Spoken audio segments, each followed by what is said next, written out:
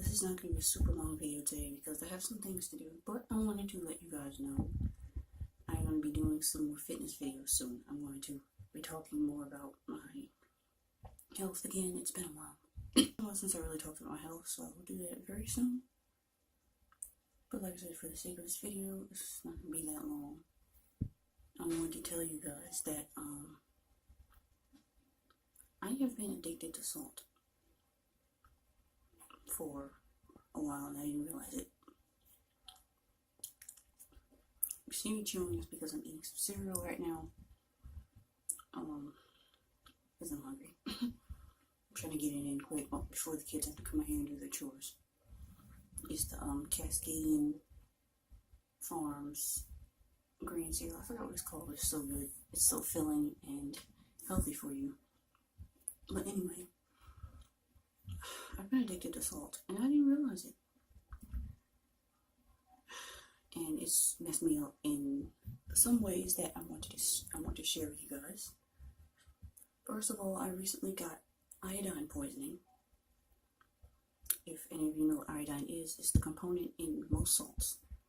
Most traditional table salts have iodine. They have versions without iodine, but most have iodine in it, and most foods that we eat on the daily have table salt with iodine in it. So I got recently iodine poisoned by accident because, one, I was taking these women's multivitamins, and like I said before, I knew how my iodine deficiency was, or before I knew that I had issues with iodine, I was taking those, and oh my gosh, I'll tell you the full story probably later, but anyway, number one, I was taking these, which has an amount of iodine in it, which I believe is ridiculous, which it shouldn't even have. How much did it say it had? 27%. 27% of iodine, and that's with my basic diet already, probably mostly having iodine in it already. So I was taking these for a month. Prior to these, I was taking a different kind of multivitamin. And number two, I had a foot bath, a regular Epsom salt foot bath one night because my feet were tired and I wanted to soak them in detox. And I got iodine poisoning from that because I didn't know. Now, yeah, it's salt. Now,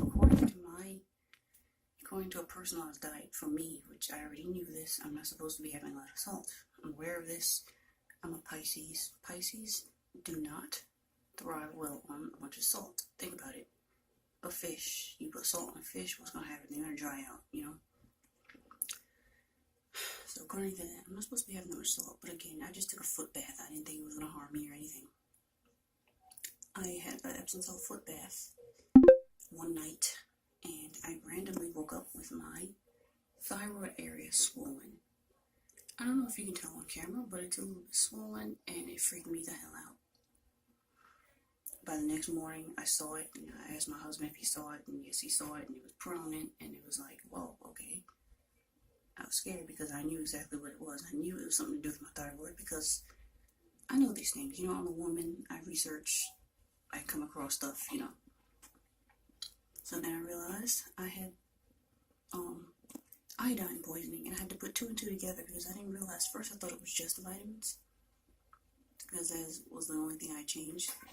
I thought it was just the vitamins, but no, I had to look back and pay attention, be like, no, this happened right after the foot bath, the night after I had an Epsom salt foot bath, and I only soaked for about 30 minutes, 23 minutes, and I put the recommended amount of Epsom salt in the little foot tub, and I thought I was fine. You know what? I'd taken a foot bath before, but it was that, like I said, combined with the vitamins, that kind of messed me up, and I didn't realize I had taken in way too much iodine, and now my thyroid is still swollen. It doesn't hurt to the touch, it's just swollen when you look at it. Yeah. I had no idea this could happen. So I'm not happy, and I've been making some changes ever since then. Over the sink, Maury.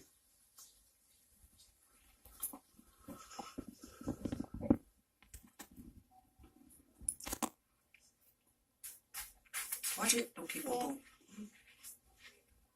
Yeah, camera. Hi. Don't kick my bowl. Okay. Walk. Not now, right? Out. Come back later. Anyway, what was the thing? Oh, iodine poisoning. Okay, I didn't realize me having a foot bath would do that to me. I am baffled and amazed.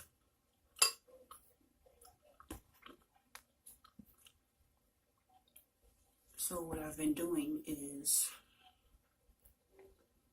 cutting down more on my salt diet, which I was already doing way months prior because I already know I was eating way too much salt. Because when I have too much salt, I retain water in my hands and feet, and y'all know that's not good. I can feel it when I have a very salty meal and all the water is retained in my hands and feet. Now I'm too young for that, and I'm not gonna keep dealing with that. So I've been on the path of eliminating salt, but now I have to do it more because my thyroid is in jeopardy. Now, I researched about whether or not I have hypothyroidism or hyperthyroidism because there's two different versions. I think hyperthyroidism is when you create too much of a hormone and your body heats up a lot. You have a severe aversion to heat, you sweat a lot, and your metabolism shoots way off the roof, and that's where I'm at right now. Hypothyroidism is where your body is creating too little of the thyroid. Too little of that particular hormone, and your thyroid is too small, and you're cold all the time. You get chills, and you gain weight. So there's two different versions. You know, it's good to always be in the middle, but I believe I have hyperthyroidism, if I'm saying all that right. I believe I have the beginning stages of that if I don't, get this fixed. So I'm telling you guys that because this onset came from, like I said, the vitamins and the freaking foot bath. Oh, that was Instagram. So yeah, I'm just letting you guys know what's happening to me because, like I said, I've been doing more videos like this, and it's a serious thing. And hyperthyroidism could also be brought on by Graves' disease, which is a whole nother type of thing that's kind of ingrained with it. If you ever heard of Graves' disease, it's where your eyes swell and they start popping out, and you have a lot of other symptoms along with it, like dizziness and fatigue and nausea and all these other things going along with it. There's a whole list of things that come along with Graves' disease, which are symptoms I'm actually having right now, like my hair falling out. My hair has started to fall out since the thyroid onset. Since my thyroid has been a little swollen, I have started having every last symptom of hyperthyroidism and every last symptom of Graves' disease. Yes, the swollen eyes too. Like especially if I stare at a screen too long, like the back of my eyes get swollen and it feels like a headache. Well, it's not exactly a headache, but that's just how it feels, and it ain't cool. So, like I said, it's kind of a scare for me. This is like a huge wake-up call because, like I said, I was already working on cutting down on salt, and I'm not gonna lie, I don't have the best diet in the world, but I've been working out and I've been trying to do better, as best I can do with 5 kids. I'm always trying to feed them, so I don't always take the best care of myself. Meal planning for myself is completely out of the picture because I'm always meal planning for them. It's a lot of work. I'm homeschooling. It's a lot of work on me to even upkeep my body right now. But like I said, this is a wake-up call, and I'm doing better. I have to do better. I don't have a damn choice. I'm not going to live to even see my kids grow up. You know what I mean? I can't go down like that. So, like I said, that's what's been going on with me. If you do not follow me on Instagram, if you didn't know by now, I have a fitness page. I've had it for about a month or so now. No, about 2 months. 3 months. I don't know. I had it for a while. It's called Curly Fit Mama of 5.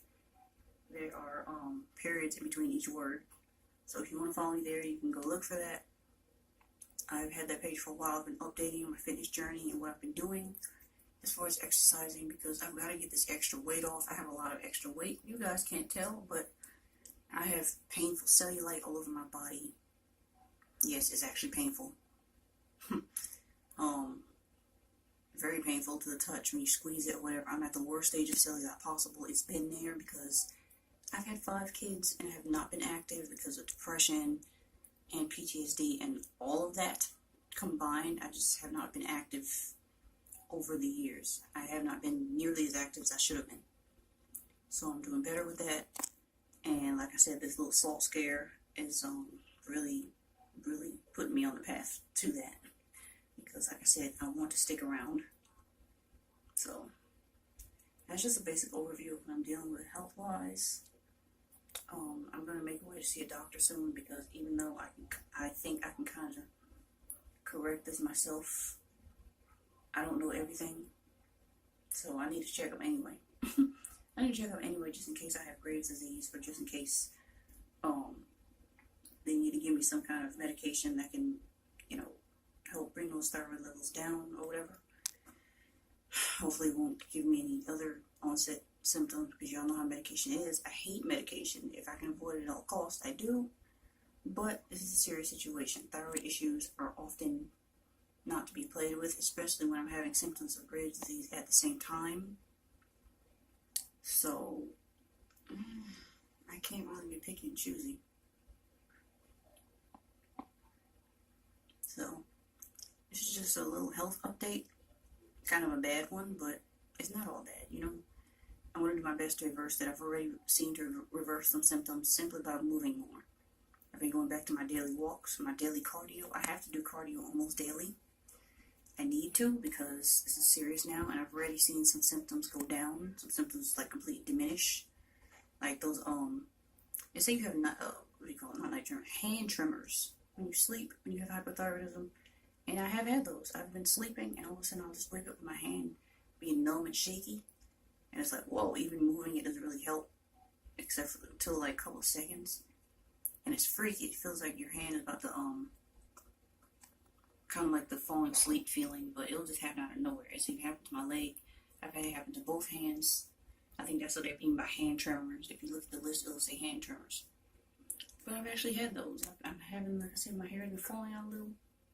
It's not brittle per se, but it has been, I've had hair loss. Y'all know I just cut my hair and it's supposed to be healthy. So I've been having the hair loss. I've been having the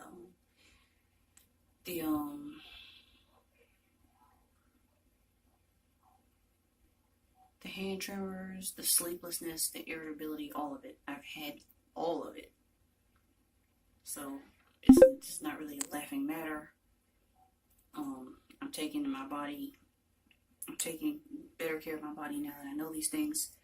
No more freaking foot baths, because my body can't handle the salt. I have too much salt in my body already. That's all that tells me. When I had that foot bath, I really raised my iodine levels off the charts. And I didn't know it was just a simple foot bath. I had no idea. Most people take Epsom salt baths on a regular, and I've done it before and I was fine.